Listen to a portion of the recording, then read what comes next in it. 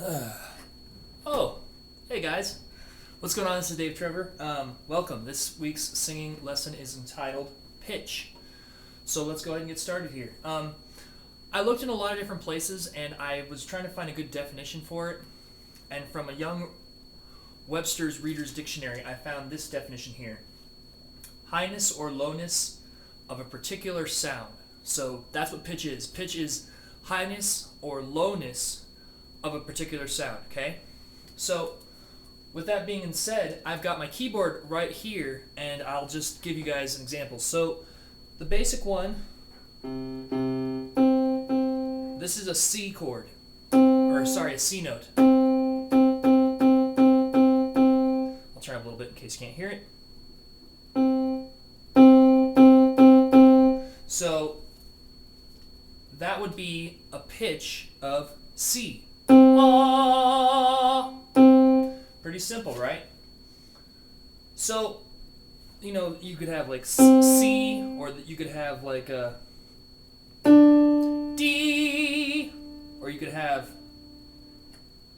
G, and it's like that all throughout the keyboard in particular. Okay, so you've got, just kind of figure it out for yourself. You'd have to just kind of do some research, get with someone who understands a little bit about piano theory, and all of these notes are on any instrument, whether it's a bass, whether it's a guitar, whether it's a piano, whether it's a banjo, kazoo. We'll keep kazoo out of this for right now, kazoo. So yeah, there you go. But the next thing I want to get into is off pitch or on pitch. You probably hear this term a lot, like what is off pitch, what is on pitch? And the best way I can explain it is the note that you're trying to sing, you're either singing, you're singing it flat, which would sound half a step lower, or just lower in general. So you're trying to hit this note, and instead you're hitting this note, or this note. It doesn't matter. Or you can be considered singing sharp. Sharp means you're singing up, and singing sharp is a lot less recognizable to the human ear. So singing sharp would sound like this. Those are all sharp notes. So, because people are like, well, what do you mean? Hey, that guy's flat. So say the notes, say he's supposed to be singing la la la la la, and when he sings it, he goes la la la la la. See, what happened was I went from here to there, la la la la la, and everything in between, because you can sing between those notes too. So it just means that the person is singing off pitch. When you do it sharp, it's a lot less recognizable when you sing. So it'd be more like this, la la la la la. That's the right pitch, but sharp would sound like this, la la la la la. See? A lot less recognizable to the human ear, but I am singing sharp, so it's going to sound higher. So there you go. So remember, flat is down, sharp is up. Even when you're trying to hit this note here. La la la la. So there you have it. Okay. Now, the next thing I want to get into was what is key, because you might hear people, you might hear teachers, you might hear other musicians, you might hear other singers, friends that you guys might know, or you yourselves might even say this, but people say, oh, you're singing in the wrong key, you're singing in the wrong key, and they substitute the word key for the word pitch, and believe it or not, key and pitch are two different things. Pitch is, like I said, the highness or the lowness of the particular sound, whereas key is the grouping of the notes that you're shooting for, and the key is the bottom basic note. So say the key is C. So say you have a key of C, and it'd be La. This would be the key. This is the key, also referred to as a key note. But people will say, oh, you're not singing in the right key. But when they're talking about one note, they should be saying pitch, and they shouldn't be saying key, because key refers to a grouping of notes. Just like that. So there you have it. Now they do get confused because obviously they're used for both voice and they're used for both instrumental type things. But it's funny because people were like, you're singing off key, or you're singing off pitch, or you're singing off key, and they just get meshed together, and they really shouldn't, because they are two completely different things. So I just wanted to bring that up with you guys. So I hope that guys makes sense. If you guys have any other sort of questions about that, leave one in the comment section below, okay?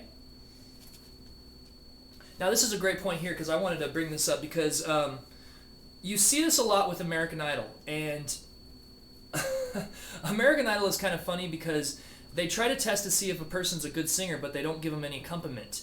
And me as a singer, I think that's kind of hysterical, because singing a cappella, which means you're singing without any sort of musical help, any sort of musical, whether it's a background track or whether it's other musicians, what's going on is that it's a lot harder to do. And I think it's very funny because the word a cappella actually means in chapel style. So we're talking about like church music, this hallelujah, but without, like chant and Gregorian and stuff like that, because in the olden days, in the Renaissance times and in the Dark Ages, that's the kind of music that was prevalent, so therefore that was when the whole term of a cappella started to kind of arise. I'm pretty sure it comes from Italian, but there you have it. So, yeah, there you have it.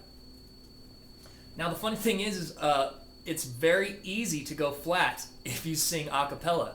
And you see it with American Idol all the time. Some guy goes up there and he thinks he's going to impress the judges with like, let's say like a Michael Jackson song, right? And so the correct way to sing it would be like this. You know, girl, that I'm the one. Right? You guys have all heard that song. It's like, don't stop till you get enough, and I don't stop till you get enough. So you know that song. But some guy on American Idol will go up there, and because he doesn't understand that when you sing a cappella, you really got to shoot for staying on pitch, it'll come out like this. You know, girl, that I'm the one. And the judges will be like, oh, I can't stand that. That's just awful. Believe it or not, it's not the person's fault, because they've never been taught that when you sing a cappella, there's a couple of tricks that you can use and you can utilize to stay on pitch. And of course, they think that they're going to be the next big superstar, stuff like that. And I'd say 98% of the people that try out for American Idol, it's like, why should they even bother? That's my total opinion, and I might get some guff for it, but I don't know. What are your guys' opinions about American Idol? Do you think it's actually a talent search, or do you think it's more of a popularity search? For me, I think it's more of a popularity search. I think it has nothing to do with talent, and I think pretty much there's been a couple really good singers. You've got, let's see, you had Bo Bice, he was all right. You had Kelly Clarkson, who was amazing, and Carrie Underwood, and I think that's it. I know I'm probably missing a couple, but overall, the talent that has been on American Idol has just been absurd. That's just my own, that's all my own personal opinion, but, I just thought I'd share that with you guys. So there you have it. Now, it's funny because it is very easy to go flat, but it's very uncommon to go sharp. So even if I'm singing it, you might not hear it, but I will sing the way it's supposed to be sung. So we'll do that Michael Jackson song again. So it'd be like, you know, girl, that I'm the one. So that's the way I would do it regularly. But to sing it sharp would sound more like this. You know, girl, that I'm the one. See, it sounds still okay, but it's not the right notes exactly. That's sharp. That's what singing sharp is. Now, I've talked about this pitch trick in one of my previous lessons. It's going to be in the sidebar up here, or up here. When I flip this around, it's in one of these corners, okay, guys? But I talk about the idea of landing on top of the note, because what you want to do is you want to think of yourself visually as landing on top of the note, not pushing for the note, but almost like you're pulling for the note. And if that doesn't make sense, I'll give you guys some examples.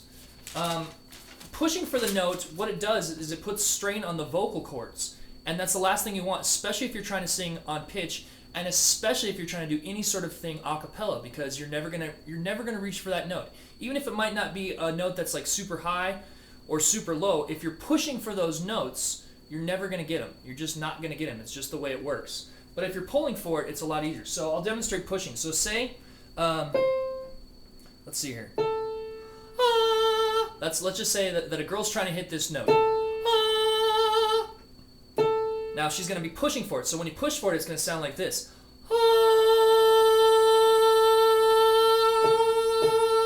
See what happened there, guys? I was flat. See?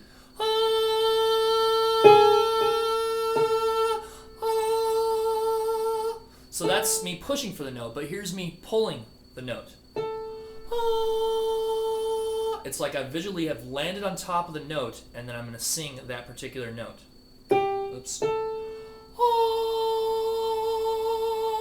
See? Much, much different, much, much pure.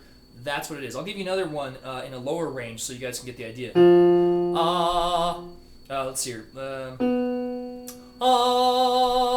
So, here's me trying to push for that note.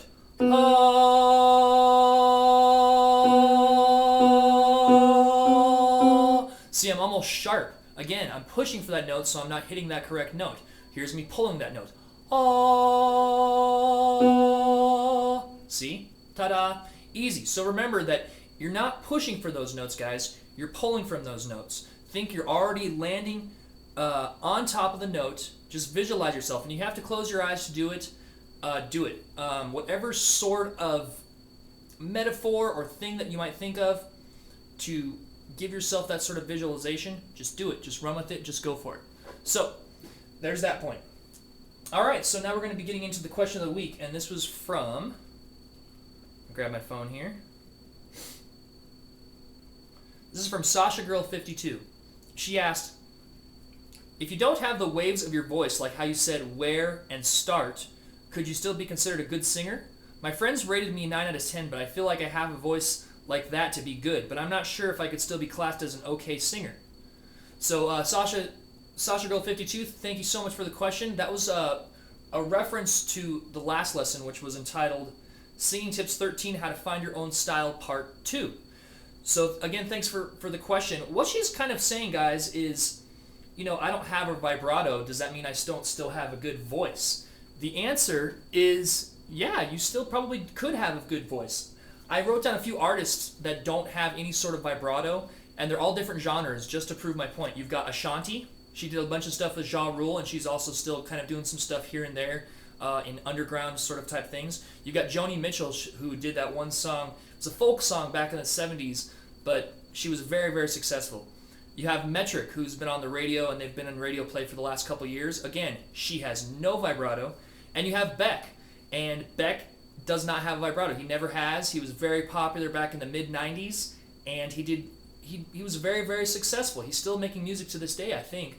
So there you have it. That's 4 different categories of music right there, 4 different genres. You've got R&B, you've got folk, you've got indie rock, and you've also got alternative. So there you go. So the point is, you don't need to have a vibrato to be considered a good singer.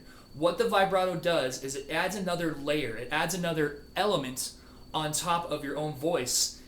And with that particular element, it can just make it more rich, it can make it more engrossing, it can make it more you can just make it all sorts of more great and encompassing type of things. So there you have it.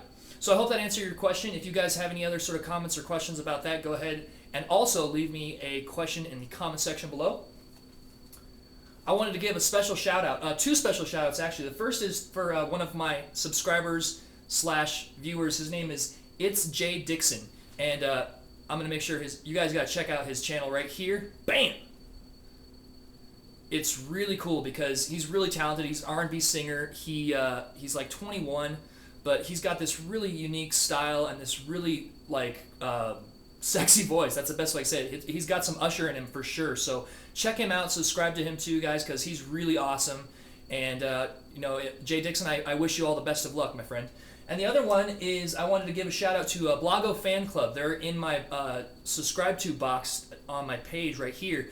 Because I got asked to do a little mini project with him, and so my voice is featured on it, so go ahead and check his channel out. His channel's right here. Pow! And it was really cool, so thanks again, Blago Fan Club. I had a blast working with you because it was just a trip and a half. So next lesson, we're going to be talking all about tone, how to strengthen it, why it's important, just more all about it, so stay tuned because that's going to be great. And I want to say thanks again, you guys. I have over 10,000 channel views now, so I'm planning on thanking you guys, so stay tuned to that. And as always, comment, rate, and subscribe. You got the big yellow button at the top, big yellow button at the bottom, and I will talk to you guys later. Take care.